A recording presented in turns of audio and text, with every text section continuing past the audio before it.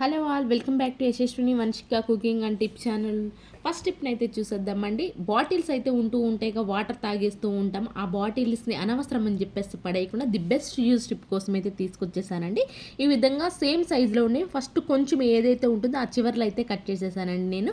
అటు side bottle cap ఉంచుకున్నాను and అలానే ఇటు సైడ్ బాటిల్ క్యాప్ ఉంచేసుకొని మనకి ఫెవిస్టిక్ కనుక అంటించేసేసాము అనుకోండి, రెండింటిని ఈ విధంగా రివర్స్ పెట్టి అంటించేసాము అనుకోండి, ఈ విధంగా మన ట్రావెల్కి వెళ్ళేటప్పుడు కానివ్వండి, లేదంటే use and throw rubber bands కానివ్వండి, ఈ విధంగా హెయిర్ రబ్బర్ బ్యాండ్స్ ఉంటాయి కదండి, వీటిని కనుక చిన్న చిన్న బాటిల్స్ ఉంటాయి, పెద్ద బాటిల్స్తోనే అవసరం, చిన్న చిన్న బాటిల్స్లోగా ఈ విధంగా మూతలు కట్ చేసుకొని ఈజీగా తయారు చేసుకోవచ్చు అండి. మనకి రబ్బర్ బ్యాండ్స్ అక్కడే ఉండిపోతే ఇలాగే సేమ్ మన పిన్స్ ఉంటాయి కదా, సేఫ్టీ పిన్స్ పెట్టేసుకోవచ్చు, హెయిర్ బ్యాండ్స్ పెట్టేసుకోవచ్చు, మనకి తీసుకోవడానికి ఈజీగా ఉంటే హ్యాండ్ బ్యాగ్లో వేసినప్పుడు అండ్ అలానే ఒక సెక్యూర్ కూడా ఉండిపోతే ఎక్కడ పడితే అక్కడ పడేస్తూ ఉంటాం కదా, అలాంటప్పుడు ఈ సింపుల్ ట్రిక్ని అయితే ట్రై చేయండి. అండ్ నెక్స్ట్ టిప్ వచ్చేసి మనం కామన్గా కర్రీలో ఇగురు కూరలు ఉంటాయి కదా, ఆ ఇగురు కూరలో మనం ఖచ్చితంగా వాటర్ అనేది పోస్తూ ఉంటాం కదా, అలాంటప్పుడు నార్మల్గా మనం కూల్ వాటర్ పోసే బదులు ఈ విధంగా కొంచెం వేడి చేసిన నీళ్ళు కనుక కర్రీలో కనుక పోసేసుకున్నామే అనుకోండి, టేస్ట్ చాలా బాగుంటుందండి. అలానే కూర కూడా త్వరగా ఉడుకుతుంది. లేదంటే చన్నీళ్ళు పోసామనుకోండి ఎక్కువ టైం పడుతుంది అలా ఉడకడానికి.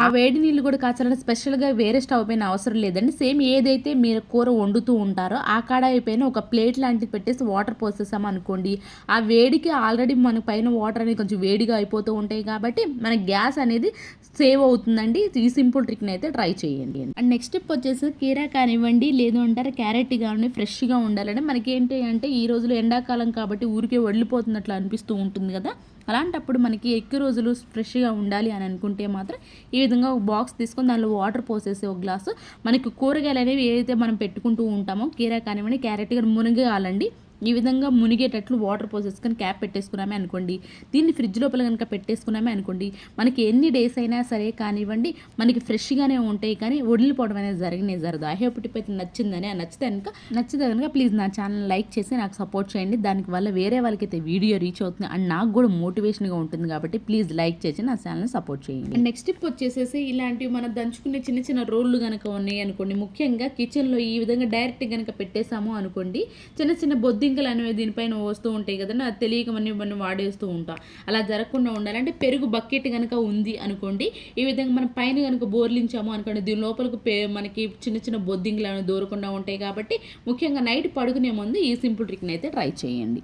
అండ్ నెక్స్ట్ టిప్ వచ్చేసి ఇలాంటి డేట్స్ బాక్స్ కనుక ఉంది అనుకోండి, దీనిలో డేట్స్ అన్నీ అయిపోయాక దీన్ని అనవసరం అని చెప్పేసి పడేయకుండా రీయూజ్ ఎలా చేయాలో చూద్దామండి. దానికోసం పెన్ కానివ్వండి, లేదంటే మార్కర్ కానీ తీసుకోండి, ఈ అటు సైడ్ ఇటు సైడ్ ఈ విధంగా అయితే మార్క్ చేసుకొని చిన్న హోల్ని అయితే కట్ చేసుకోవాలండి. మనం ఏంటి కొంచెం చాకుని కనుక వేడి చేసాము అనుకోండి, మనకి కటింగ్ అనేది చాలా ఈజీ అయితే అయిపోతుంది.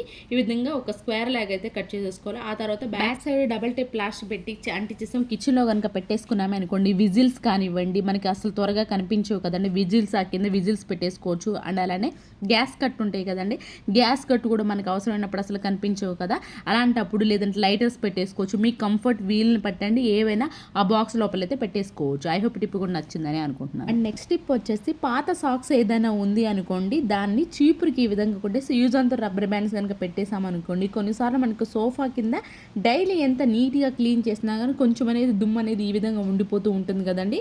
ఎవరికైనా కొంచెం ఇబ్బందిగా ఉంది తుడుచుకోవడానికి అనుకున్నప్పుడు ఈ విధంగా పాత సాక్స్ని కనుక వేసేసి చీపురికి యూజ్ అంతా రబ్బర్ బ్యాండ్ పైన పెట్టేసాము అనుకోండి, బూజు కూడా అండి మనకి ముఖ్యంగా ఈ విధంగా ఏసీల పైన కూడా బూజు ఎక్కువగా ఉంటుంది కదా, అలాంటప్పుడు సాక్స్తో కనుక క్లీన్ చేస్తే కొంచెం చిన్న చిన్న పార్టికల్స్తో సహా కానివ్వండి చాలా నీట్గా అయితే క్లీన్ అయిపోతుంది. అండ్ నెక్స్ట్ టిప్ వచ్చేసి సిల్క్ థ్రెడ్స్ ఉంటాయి కదండి, మనం ఒకసారి కనుక వర్క్ కోసం తీసాము అనుకోండి రిపీటెడ్గా మనకి పాడైపోతూనే ఉంటుంది కదా, అలాంటప్పుడు ఏంటంటే మళ్ళీ అనవసరంగా కొత్త థ్రెడ్ కనాల్సి ఉంటుంది.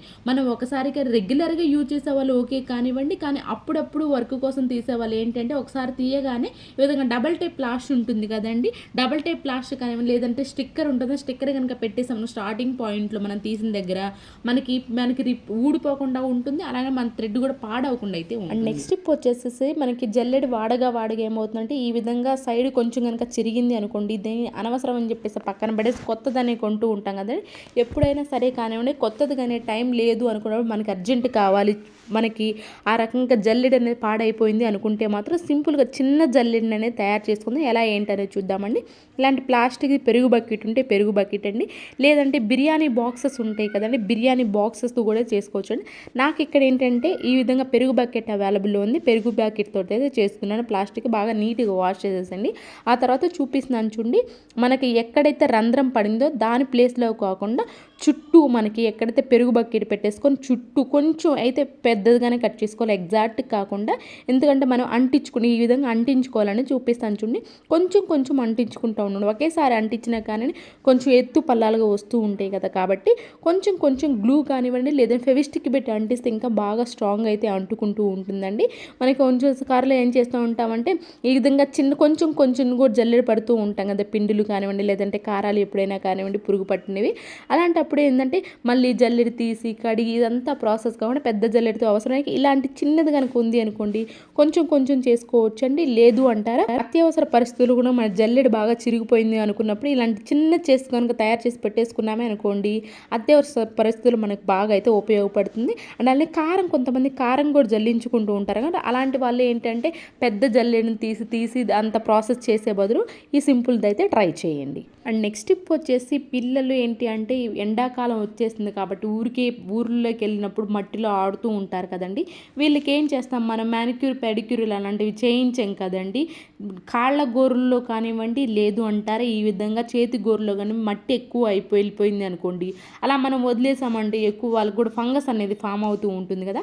అలా ఫంగస్ అనేది ఫామ్ అవ్వకుండా ఉండాలి, మన నెయిల్స్ అనేది చాలా నీట్గా క్లీన్ అవ్వాలి అనుకుంటే హైడ్రోజన్ పెరాక్సైడ్ అని ఉంటుంది కదా, మనకి మెడికల్ స్టోర్లో అవైలబుల్లో ఉంటుంది కదా, దాన్ని కొంచెం కాటన్ పైన కానివ్వండి లేదంటే టిష్యూ పేపర్ పైన కానివ్వండి కొంచెం వేసేసేసి ఈ విధంగా ఒక 5 నిమిషాలు ఉంచేసి వెంటనే ఆ టిష్యూ పేపర్తోనే క్లీన్ చేసాము అనుకోండి, వాళ్ళకి లోపల ఏమైనా ఫంగస్ ఫామ్ అవుతున్నా కానివ్వండి లేదంటారు లోపల మట్టి ఉన్నా కానీ చాలా నీట్గా అయితే క్లీన్ అయిపోతుందండి.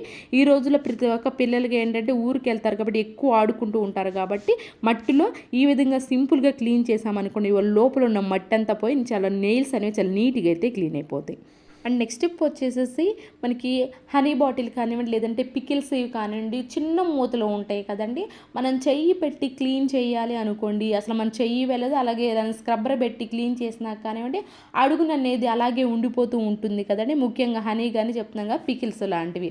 అండ్ అలానే కొన్ని ఏంటంటే పొడవుగా వస్తూ ఉంటాయి కదా, ఆ పొడవుగా వచ్చే వాటిని కూడా మనం క్లీన్ చేయాలంటే చాలా ఇబ్బందిగా ఉంటుంది, మన చెయ్యి అనేది కూడా లోపలికి వెళ్ళదు. అలాంటప్పుడు ఈ విధంగా పాత టూత్ బ్రష్ ఏదైనా ఉంది అనుకోండి, మనం నీట్గా క్లీన్ అవ్వాలి అనుకుంటే ఖచ్చితంగా స్టీల్ స్క్రబ్బరే కావాలి కదండి. కొంచెం తక్కువ జిడ్డుది ఉంటే గ్రీన్ స్క్రబ్బర్ అయినా ఓకే, బట్ స్టీల్ స్క్రబ్బర్తో బాగా నీట్గా అయితే క్లీన్ అయిపోతుంది కదా.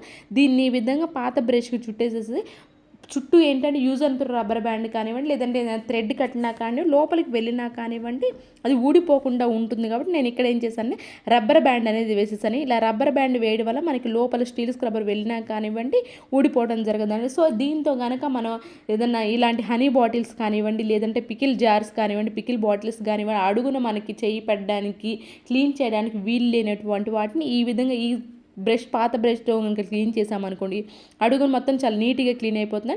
నేను ఇక్కడ ఏం చేస్తాను సోపు మాత్రం ఉపయోగించి మీరు కావాలంటే కొంచెం విమ్ లిక్విడ్ వేసుకొని కూడా అడుగున ఈ విధంగా కనుక క్లీన్ చేసి లోపల జిడ్డు అనేది లేకుండా అయితే ఉంటుంది. ఐ హోప్ ఈ టిప్ కూడా నచ్చిందని అనుకుంటున్నాను. ఇవేనండి ఈరోజు టిప్స్ యూస్ఫుల్గా అనిపించింది మాత్రం ఈ టిప్స్ అనేవి ఒకసారి ట్రై చేయండి, లైక్ చేయండి, షేర్ చేయండి, సబ్స్క్రైబ్ చేసుకోవడం మాత్రం అస్సలు మర్చిపోకండి. Thank you so much for ever watching.